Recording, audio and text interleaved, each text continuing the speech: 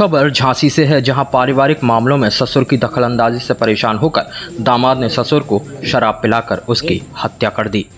मामला रक्सा थाना क्षेत्र का है, जहां 3 सितंबर को एक अज्ञात शव पुलिस को बरामद हुआ था।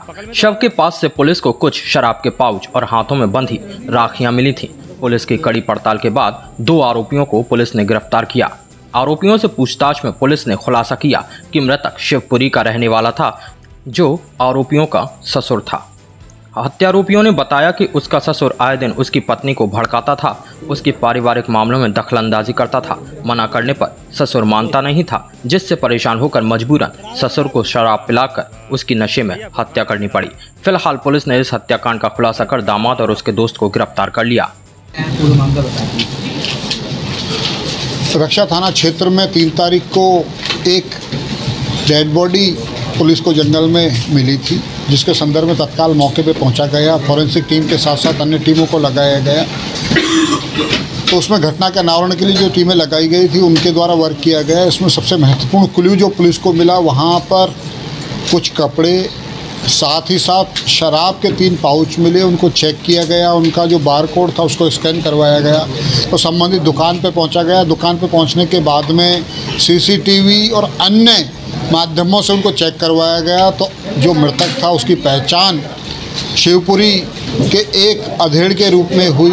बाकी तथ्यों को जांचा पड़ताला गया, टीम के द्वारा मेहनत करी गई और उस मेहनत का परिणाम ये निकला कि जो आरोपी युवक हैं उन दोनों को पकड़ा गया। पूछताछ करी गई तो उन्होंने ये स्वीकार किया कि जो मृतक था वो उसका ससुर था और घर में चूँकि आए दिन झगड़े होते थे, मृतक के द्वारा उसकी पत्नी को भड़काया जाता था। इन सब से परेशान होकर उसने उनको बुलाया। बुलाने के बाद में शराब पी और शराब पीने के बाद में उसकी हत्या कर दी। घटना में प्रयुक्त जो आला कत्ल है वो बरामद हो गया है।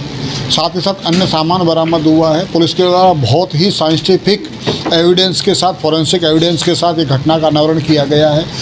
तो उनको 25,000 रुपये का इनाम मेरे द्वारा दिया जा रहा है। सर, कोई साथी भी था इनका जो उसकी मदद ली हो? देखिए, इसमें 2 लोग सम्मिलित हैं जिन्होंने घटना कारित करी है, जिसमें एक दामाद है मृतक का, दूसरा उसका कजन है। दोनों ने ही उसको बुलाया, बुलाने के बाद में उसकी हत्या कर दी।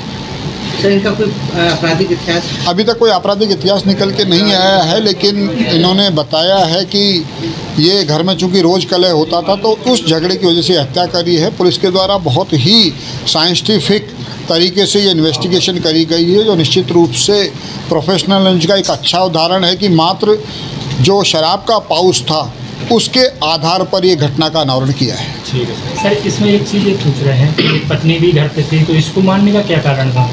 नहीं, पत्नी घर पे थी, लेकिन झगड़ा चूंकि पति पत्नी के बीच में अक्सर होता था। इनका कहना ये है कि वो फ़ोन के माध्यम से, जो मृतक इनके ससुर हैं, वो फ़ोन के माध्यम से इन्हें भड़का देते थे पत्नी को, और उस वजह से झगड़ा होता था। तो इसी सब शोभ की वजह से इन्होंने जो मृतक था उसकी हत्या कर दी। पुष्पेंद्र श्रीवास के साथ नेहा श्रीवास की report, Bundelkhand today news, Jhansi.